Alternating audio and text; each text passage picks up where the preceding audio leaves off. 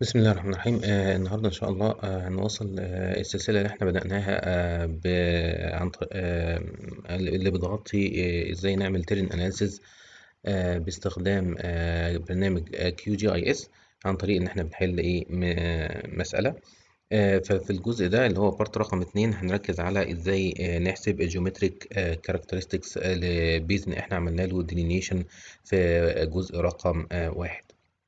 فالأوبجيكتيف بتاعنا في الفيديو ده عايزين رقم واحد نحسب النت اريا بتاعة الكاتشمنت اللي احنا عملناه ديلينيشن. رقم اتنين عايزين نحسب الافريج بيزن اليفيشن، عايزين نحسب الافريج بيزن سلوب، وكمان عايزين نحسب الماكسيموم ستريم سلوب. بالنسبة للنت اريا احنا حسبنا الاريا بتاعة البيزن او الكاتشمنت، ولكن في جزء منها هنضطر نعمل له حذف، فبالتالي عايزين نعرف ازاي بنعمل حذف للاريا باستخدام QGIS. وفي القصة دي هنستخدم الفيكتور اناليسيز ونستخدم امر اسمه difference. بالنسبة للافريج بيزن elevation والافريج بيزن سلوب فهنستخدم راستر اناليسيز ونستخدم فانكشن اسمها سلوب، وبعد كده هنستخدم الزونال statistics عشان نحسب الافريج فاليو. بالنسبه للماكسيمم ستريم سلوب هنستخدم فيكتور اناليسيز وناخد فيه امر اسمه dissolve. بعد كده هنستخدم من الباكج بتاعت ساجا هنستخدم بروفايل فروم لاينز فانكشن. طيب تعالى نفتكر المسألة بتاعتنا هي عبارة عن مطلوب مننا إن إحنا نحدد الستريمز اللي بتأتاك مدينة عفيف في المملكة. مدينة عفيف موجودة في هذا المكان في المملكة العربية السعودية، ودي الباوندريز بتاعت المدينة اللي إحنا عايزين نعمل لها أتاك من نعمل لها بروتكشن من الستريمز اللي بتأتاك المدينة دي. فالمرة اللي فاتت عملنا ديلينيشن وحددنا الستريمز اللي بتأتاك المدينة، واخترنا واحد من الستريمز من هذه الستريمز اللي بتأتاك المدينة وعملنا له ديلينيشن وحسبنا له الاريا بتاعته. وده فعلا دي النقطة اللي احنا عملنا عندها ديلينيشن وحددنا ايه الكاتشمنت اريا لواحد من الستريمز اللي بتأتاك المدينة، وكانت الاريا بتاعتها طلعت حوالي 18.21 كيلومتر مربع. نلاحظ هنا ان الاريا دي هي كامل الاريا بتاعت البيزن اللي الاوتلت بتاعها عند هذه النقطة، ولكن حدود المدينة هنا بهذا الشكل كده. فبالتالي زي ما احنا شايفين كده احنا محتاجين ان احنا نكت الجزء ده من الاريا بتاعت البيزن، طالما ان احنا هنعمل بروتكشن هنا او هنعمل مثلا زي دايفيرجن شانل. فبالتالي الجزء ده من الاريا محتاجين ان احنا نحذفه، وده اللي احنا عايزين نشوف هنعمله ازاي النهارده. فبالتالي باختصار يعني كان الوضع بتاعنا بهذا الشكل. دي الكيس الأولانية اللي احنا وصلنا لها في البروجكت بتاعنا في الفيديو رقم واحد، بارت رقم واحد. وده اللي احنا عايزين نعمله، عايزين ايه نكت الجزء ده. طب تعالوا معانا بقى نروح على QGIS ونفتح QGIS ونفتح البروجكت اللي احنا بدأناه المرة اللي فاتت. هو ده البروجكت اللي احنا بدأناه المرة اللي فاتت. تعالوا نبدأ نكمل بقى. أول حاجة هناخد الكاتشمنت اريا بتاعنا، وعايزين بقى ايه نطرح منه الجزء ده علشان ايه نطرح هذا الجزء الصغير. طب بادئ بذي بدء احنا عايزين نشوف الكاتشمنت بتاعنا. ادي البيزن بتاعنا اهو اللي هو ده، هو ده. والبيزن ده زي ما انتم شايفين كده UTM. طيب والبيزن والباوندري عندنا بتاعنا ده للأسف جيوغرافيك. الباوندري ده ايه جيوغرافيك. فبالتالي هنعمل ايه نحوله الأول. ازاي هنحوله؟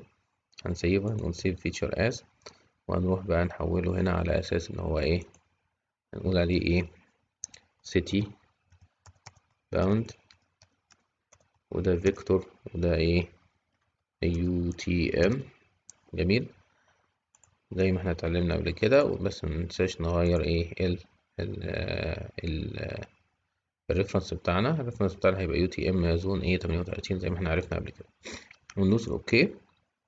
بقى عندي هنا الايه الباوندري بتاعي، بالتالي انا مش محتاج دي خلاص، بعمل لها ريموف ودي موجودة عندي. دلوقتي عايزين نعمل ايه؟ عايزين نجيب الديفرنس ما بين البيزن وبين الباوندري.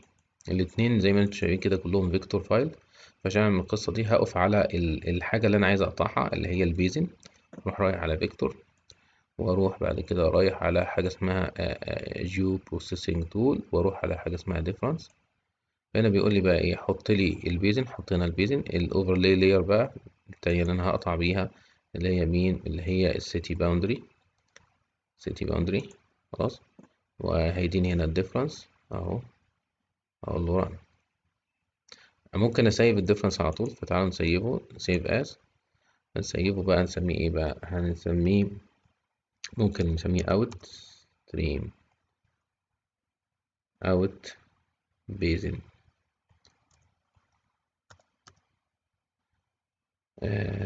او اوتر بيزن، اوتر بيزن واحد. جميل، اوتر بيزن واحد. وبالتالي نعمل ران. انا فعلا حصل لي ادي الاوتر بيزن بتاعي. لو انا عايز اشوف شكله فعلا، تعالوا نقفل بقى ايه الاستاذ ده. فادي باين جدا الشكل، ايه الشكل بتاعه اهو. طيب، تعالوا نجيب الاريا بتاعته بقى. الاريا بتاعته عشان اجيبها ممكن اعمل حاجه ظريفه جدا. ايه هي؟ لو انتوا خدتوا بالكم الاريا بتاعت البيزن ده، نقفل دلوقتي. الاريا بتاعت البيزن الاولاني الاصلي ده 18.2 صح؟ تعالوا هنعمل حاجه بقى ظريفه. ايه هي؟ هنروح واقف هنا كده، بعدين رايت كليك، اروح رايح على ستايل، اقول له ايه بقى؟ اقول له كوبي. ايه اللي كوبي؟ كوبي الليبل. جميل. وبعدين اروح رايح على الاوتر بيزن، وافتحه، واقول له رايت كليك، واقول له على ستايل، واقول له بقى ايه؟ بيست. بيست ايه؟ بيست الليبل. على طول هيحسب لي الاريا، ويحط الاريا الجديده اهي زي ما انتم شايفين هنا. ادي الاريا الجديده. تعالى بقى نشوف اهو. نقفل القديم ده البيزن كله، وده ايه؟ ده الاوتر. شايفين الاوتر؟ هقفله وافتحه، هقفله وافتحه اهو. الاوتر الاريا بتاعته على طول 17.1 كيلو متر ايه مربع. جميل. احنا حسبنا بقى دلوقتي الاوتر. تعالوا بقى نعمل حاجه ظريفه جدا. ايه هي؟ هنكليب بقى تاني الايه؟ الدم بتاعنا. الدم بتاعنا كان معمول له كليبنج على مين؟ على البيزن الكبير. نعمله كليب بقى على البيزن ايه؟ الاصغر اللي هو الاوتر بيزن. فهنقف عند الدم، نقف عند الدم، وبعدين هنعمل ايه؟ كنا بنقول بنستخدم امر اسمه كليب. الامر ده موجود هنا بقى، كليب راس اهي، كليب راستر باي ايه؟ ماسك لاير. هنروح عاملين دبل كليك، دبل كليك البيزن ديم اهو. وبعدين هنعمل ايه؟ هنستخدم بقى اللي هو الباوندري، اللي هو الاوتر بيزن، صح كده؟ جميل. وبعدين نعمل ايه تاني؟ عايزين بقى نسيب الكلام ده، نسيب الكليبت، نسيبه. هنقول له بقى ايه؟ الاوتر بيزن 1 وده برضو ايه؟ يو تي ام. اوتر بيزن 1 وده برضو ايه؟ يو تي ام. تعالى نسيب اهو.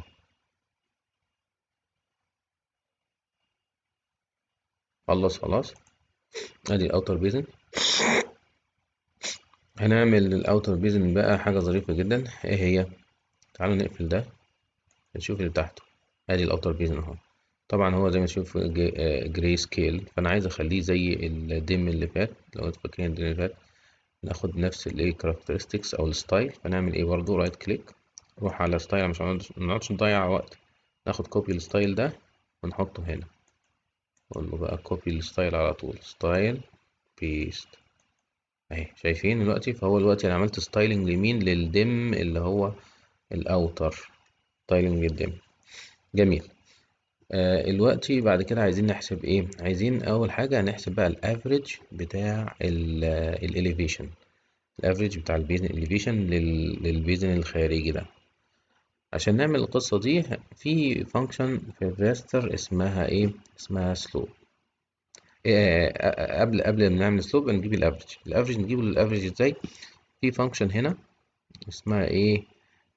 الفانكشن دي اسمها زونال statistics. تعالوا نشوف كده. زونال ايوه ظهرت اهي، زونال statistics اهي. الفانكشن دي ايه اللي بنديه فيها؟ اول حاجه ندخلها الراستر اللي عايزين نجيب له حاجات احصائيه، عايز يجيب له الافريج، تجيب له المينيمم، تجيب له الماكسيمم. طب انت عايز تجيب افريج لايه؟ افريج للاليفيشن. الاليفيشن دي موجوده فين؟ في الديم، فبالتالي هيبقى الانبوت الداتا بتاعتي الراستر داتا اللي هي الديم. حطيته الديمو بتاع مين؟ بتاع الاوتر بيزك، اللي احنا بعد ما عملنا له ديدكس وعملنا له كليبنج. طيب، طب الداتا دي بعد ما تجيب الافريج هتحطه فين؟ هحطه في الكاتشمنت بتاع الاوتر بيزن، فبالتالي هختار هنا بقى ايه؟ الاوتر بيزن واحد. لاحظوا حاجة، لازم الريفرنس هنا السي ار اس هو نفسه يكون السي ار اس هنا، طبعا ده موجود اهو. طب بيقول لي بقى الداتا اللي انا هحطها دي هحطها باسم ايه؟ هحطها باسم elevation. انا هكتب الاليفيشن، elevation وهنا في هايفن، وهيكتب هنا حاجة ايه هي حاجة بقى دي؟ حاجة دي ليها علاقة بالستاتستكس اللي انا عايز احسبها. بص بقى معايا، ندخل كده ونشوف انا عايز احسب ايه. انا عايز احسب المين، يبقى المين بتاع الاليفيشن بتاعت مين؟ الراستر. وهياخد الفاليو دي يحطها فين؟ يحطها في البيزن اللي هي فيكتور فايل. وكمان ممكن اكون عايز احسب برضو المينيمم بتاع الاليفيشن والماكسيمم، يبقى يكون عندي كده الافريج اللي هي المين والمينيمم والماكسيمم. خلاص نقول اوكي. بعد كده نقول له ايه؟ نقول له ران. بصوا هيحصل ايه بقى. اللي هيحصل فين؟ مفيش حاجه طلعت؟ لا، في حاجه. لو انت دخلت في الاوتر بيزن هتلاقي كل الداتا اللي انت عملت لها اكستراكشن من الديم وطلعت هنا. تعال نروح نفتح كده، نفتح التيبل. بصوا بقى معايا، عندنا هنا ايه؟ elevation مين اهي، واليفيشن مينيمم واليفيشن ماكسيمم. يبقى هو ضاف ايه؟ الثري كولومز دول. الثري كولومز دول اتضافوا، هم دول اللي حطينا فيهم الداتا ايه؟ الجديده. يبقى انا كده عرفت دلوقتي الافريج اليفيشن بتاع البيزن بتاعي اللي بره المدينه، عرفت المينيمم بتاعه كام والماكسيمم بتاعه كام. جميل، يبقى انا جاوبت على السؤال الاولاني، ازاي نحسب الافريج بتاع الايه؟ الاليفيشن بتاع البيزن. طب السؤال التاني، عايزين نجيب بقى السلوب بتاع البيزن ونجيب له الافريج.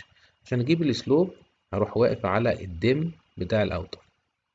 فين الدم بتاع الاوتر بيزن؟ الدم بتاع الاوتر بيزن اهي، ده الدم بتاع الاوتر بيزن. جميل، خلينا نقفل الالوان بتاعته. طب ازاي اجيب له السلوب؟ دي عمليه بيسميها راستر ايه كالكوليشن. طبعا هروح رايح على راستر، وتروح رايح هنا على طول، هتبص تلاقي اناليسيس، هتبص تلاقي فيه هنا سلوب اهو. ماشي، تعالى نعمل القصه دي. ادي سلوب لمين؟ للاوتر بيزن. طيب انت عايز تعمل ماجنيفيكيشن ولا حاجه؟ لا، دي نخليها زي ما هي. طيب السلوب اللي هتحسبه ده هنعمل له اكسبريشن باي شكل. هل السلوب يبقى اكسبريسد ببرسنتج ولا بالديجري؟ لو هي برسنتج يبقى دوس على دي صح، لو ديجري دوس على يبقى ما تدوسهاش. احنا عايزينه برسنتج، فبالتالي هندوس على دي. طيب وبعدين ايه كمان؟ نروح داخلين هنا بقى، عايزين بقى ادي السلوب.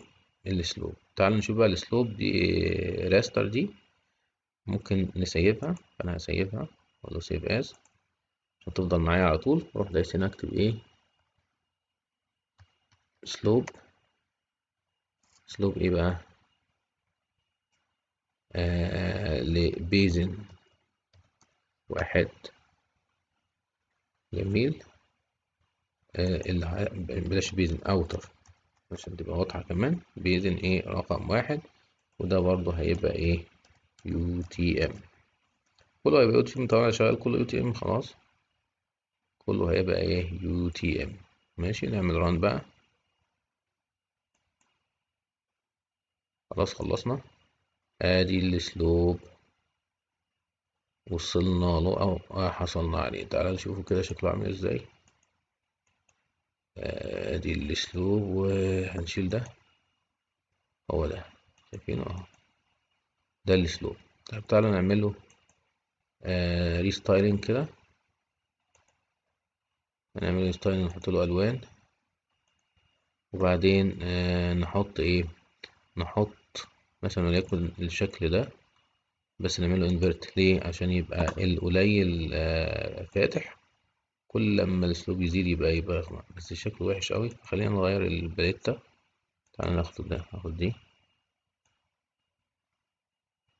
لا، خلينا ناخد مثلا ده اهو. اه كده الى حد ما مثلا، يعني حاجة زي كده. تعال نشوف بقى ابلاي، شوف الشكل بقى عامل ازاي. اه ده الشكل بتاعنا بتاع السلوب. فايه الاسلوب القليل يبقى فاتح، وكل ما يزيد الاسلوب ايه بيبقى غمق، يبقى احمر واسود وحاجه زي كده. ماشي، ده الاسلوب بتاعنا. طيب تعالى بقى، عايزين نعمل ايه بقى دلوقتي؟ عايزين نجيب الافريج بتاع الاسلوب ده، average of the basin slope. هنعمل ايه؟ هنعمل نفس الكلام، هنستخدم الفانكشن اللي استخدمناها قبل كده، الزونال statistics. تعالى بقى نعمل ايه، يبقى ندوس عليها دبل كليك. بس المره دي الراستر بتاعي هو مين؟ اللي هو السلوب راستر. طيب، وهتحط الداتا فين؟ هحط الداتا في البوليجون بتاع البيزن. البيزن انهي بقى؟ بس الاوتر بيزن، الاوتر بيزن صح كده. طيب، والستاتستيك داتا دي هسيبها باي شكل؟ هسيبها بالبيرفكسر بتاعها، يبقى سلوب، وبعد كده سلوب ايه؟ المينيمم والماكسيمم والافريج. وانا هخليه يحسب لي الاحصائيات بتاعت، مش عايز الكاونت ولا الصم، عايز المين وعايز المينيمم وعايز الماكسيمم. اقول له اوكي، واقول له ايه رن، اقول له كلوز. فايه اللي حصل بقى دلوقتي؟ عندنا الاوتر بيزن واحنا فتحناه، نفتح الاتريبيوت تيبل. بصوا بقى لو انتوا فاكرين، عندنا هنا الاليفيشن مينيمم، ايه الاليفيشن مين ومينيمم وماكسيمم. وهنا نضاف بقى 3 كولومز تانيين، هما ايه بقى؟ السلوب مين والسلوب مينيمم والسلوب ماكسيمم. دلوقتي انا عرفت دلوقتي ان السلوب مين بيساوي كام؟ بيساوي 4.7. جميل، 4.7% طبعا. طيب، يبقى احنا كده دلوقتي حسبنا مين؟ حسبنا الافريج سلوب، عرفنا نحسب الافريج سلوب. طيب بعد كده ايه اللي ناقص بقى؟ الناقص دلوقتي عايز احسب الماكسيموم ستريم سلوب، احسب الماكسيموم ستريم سلوب. طيب عشان احسب الماكسيموم ستريم سلوب، اول حاجه عايزين نشوف الستريم سلوب بتاعي. الستريم بتاعي اهو، ده الستريم بتاعي، لو انا اقفله وافتحه هو ده الستريم. طب فين اقصى سلوب؟ اقصى اطول ستريم، اطول ستريم من هنا لحد هنا. طب انا بقى دلوقتي عايز اعمل ايه؟ عايز اشيل كل الفروع اللي ملهاش اي لازمه دي. عشان اعمل القصه دي، تعالوا هنعمل حاجه بقى ظريفه جدا. هنعمل ايه اول حاجه؟ هنعمل دوبليكيت لاير اهو، وناخد اللاير دي ونقول له سيف اس، هنسميها ايه؟ نسميها تانية، نسميها ايه بقى؟ وليكن نسميها مين ستريم. هشيل منه الفروع، هقصقص. مين ستريم واحد، مين ستريم واحد، خلاص. مين ستريم رقم واحد، اقول له كده اهو، مين ستريم نمبر 1. جميل. طب تعالوا شوف بقى مين ستريم رقم واحد ده هنعمل فيه ايه. في المين ستريم رقم واحد ده انا عايز دلوقتي آه اختار بس الستريم المين. فازاي هعمل الكلام ده؟ بصوا بقى، هنشوف هنا في select، شايفين السلكت دي؟ اختار select features by polygon. ودي بقى محتاج ايه؟ شغل شوية. فتعالوا بقى معايا، هختار الايه، هختار الستريم المين بس، يعني انا مش عايزه يجيب اي فروع من بره. بصوا معايا بقى، الفرع ده مش عايز اخده، فاعمل ايه؟ فاخد قبليه وبعدين ارجع له بعديه. شايفين؟ امشي كده، انا بمشي، عايز ادخل، بعمل بوليجون بحيث البوليجون ده ما ياخدش ما ياخدش الفروع، ياخد الاصل بس. فشايفين انا مش عايز اخد الفرع ده، بالتالي همشي كده عشان ما اخدش الفرع ده. انا بعمل عملية قصقصة دلوقتي. طيب وبعدين فين الفرع الرئيسي؟ اهو.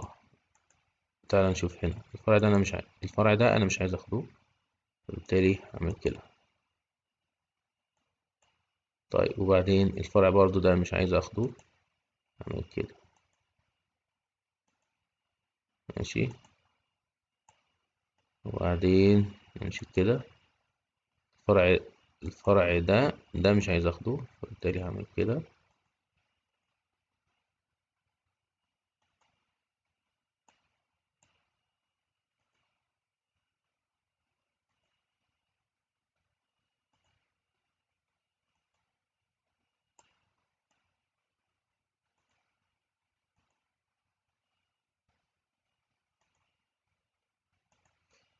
كل ده تبع المين ستريم.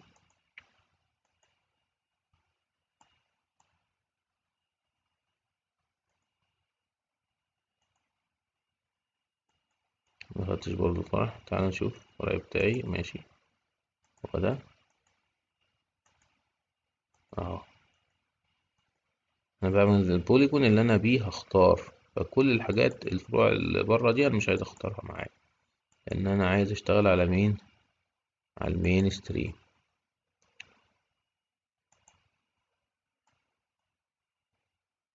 اهو اهو.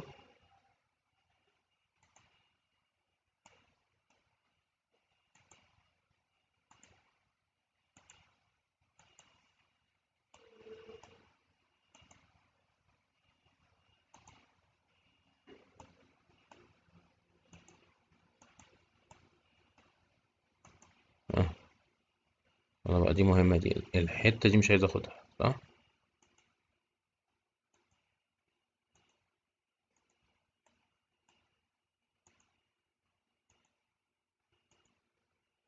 اهو مش عايز اخد الفرع الصغير ده.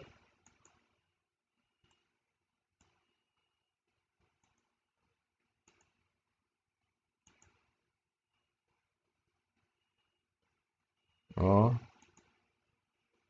تعال نشوف بقى، الفرع ده مش عايز اخده، بالتالي هعمل كده كده اهو.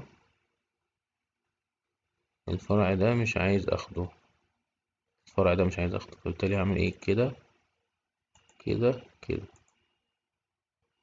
اهو. الفرع ده مش عايز اخده، يعني هقطع قبليه وبعديه عشان ميدخلش معايا. بس كده.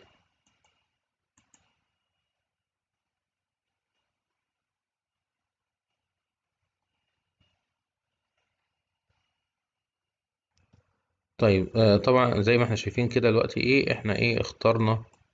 اهو عملنا سelection للجزء المينستريم. نعمل تشيك كده، لازم نمر عليه واحدة واحدة، نتأكد ان كل حاجة تم اختيارها. فعلا تم اختيار المينستريم كله، شايف محدد باللون الاصفر. هنعمل ايه بقى؟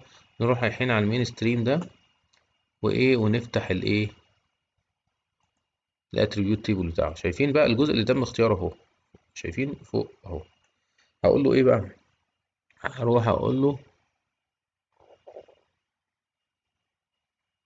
موف سيلكشن تو توب، يعني طلع لي كل اللي انا اخترته لفوق اهو. طيب جميل. وبعدين هقول له ايه بقى بعد كده؟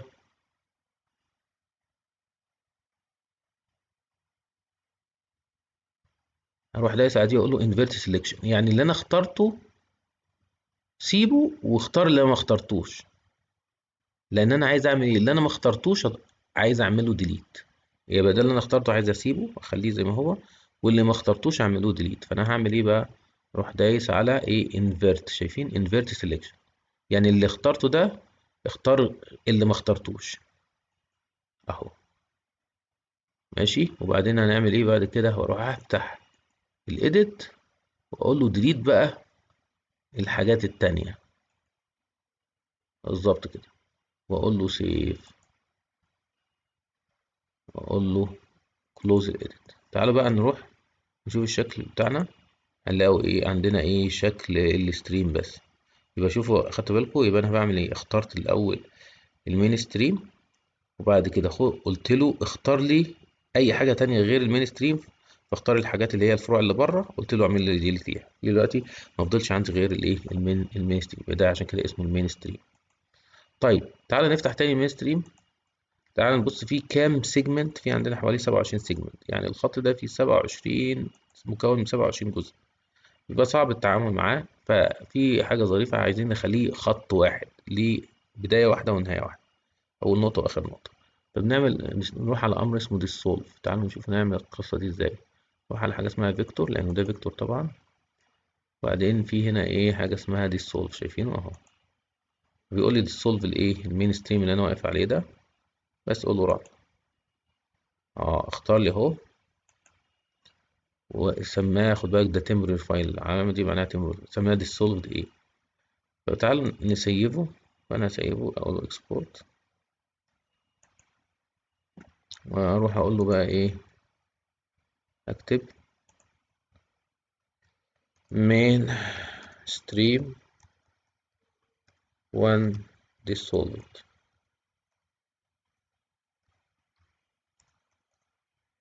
main stream 1 dissolved عشان هي موجودة قبل كده، فخلينا ايه نعمل الهايفن دي. ماشي، سيف، واقول له اوكي. خلاص main stream dissolved موجودة عندنا. طيب هستفيد ايه بقى؟ هعمل حاجة ظريفة بقى، ايه هي؟ هفتح بقى الديم. فين الديم بتاعي؟ اهو الديم بتاعي ده، فتحته، علمت عليه. هعمل ايه؟ هاخد الخط بقى ده واخليه عند كل نقطة في الخط يجيب لي الاليفيشن تحت من الديم. فهنعمل الكلام ده ازاي؟ في عندنا امر اسمه بروفايل فروم لاينز. تعالوا نشوف الامر ده بقى كده. الامر ده في ساجة، هنكتب بروفايل،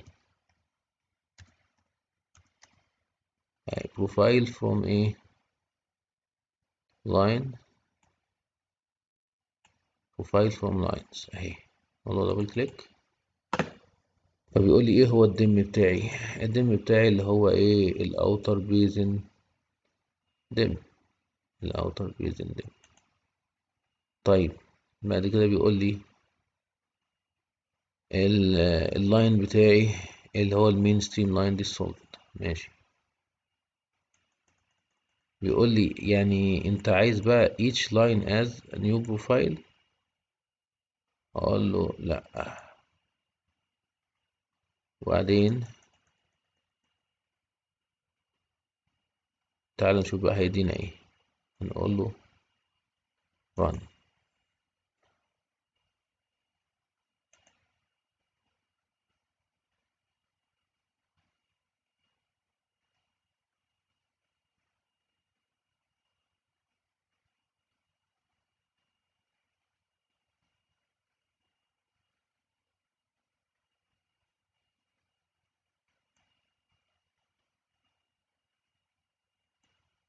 كده خلص.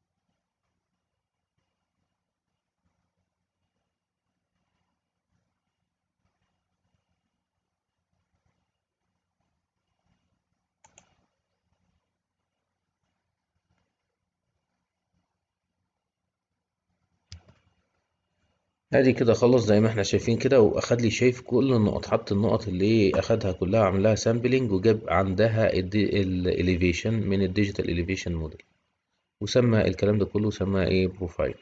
جميل. تعالوا بقى نشوف هنعمل ايه. لو فتحنا اللاير الجديدة دي، هنفتحها، هنلاقي في حاجة ظريفة أوي. فيها إيه بقى؟ فيها الديستانس. شايفين فيها الديستانس أهي، وفيها إحداثيات النقطة إكس واي، وفيها إيه الإليفيشن. فتعالوا بقى نعمل إيه، هنطلع اللاير دي بره، هنسيبها بره. تعالوا نقول إكسبورت، سيف فيتشر از، ونقول له بقى إكسبورت بقى هوديها على إكسل. إزاي هوديها على إكسل؟ بكوما ديليميتد سي اس في، وأنا أسميها إيه؟ أسميها مين ستريم واحد.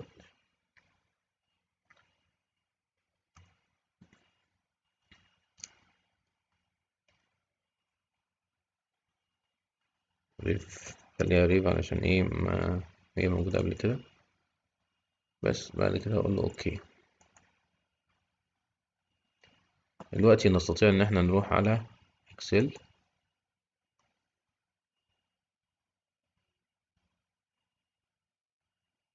ونفتح ايه الفايل بقى ده.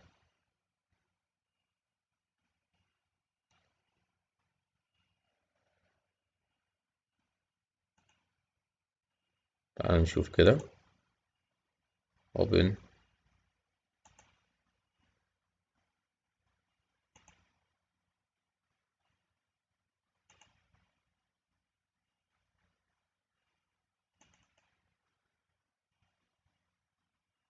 main stream. احنا قلنا اسمه ايه؟ قلنا اسمه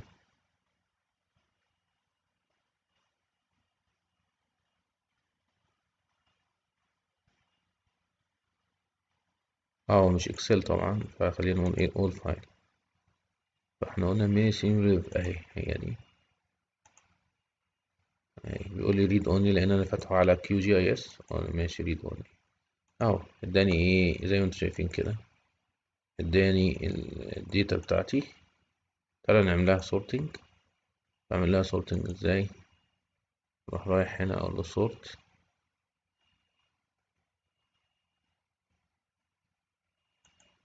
sort حسب مين بقى؟ حسب الديستانس من الصغير للكبير. أهو. انا اقدر دلوقتي ارسم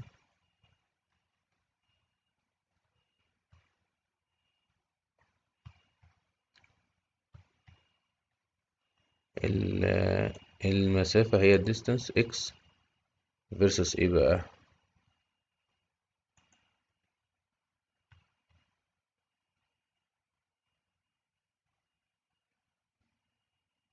versus elevation. طيب وبعدين نروح insert، ونروح عاملين ايه اهو ده البروفايل للايه مين ستريم. اقدر دلوقتي اجيب ايه بقى السلوب بتاعه. اقدر اجيب الافريج سلوب، واقدر اجيب مثلا سلوب عند ايه 10 و15%، 85% اسف. فبالتالي اقدر اجيب السلوب بتاع 10 85. شكرا.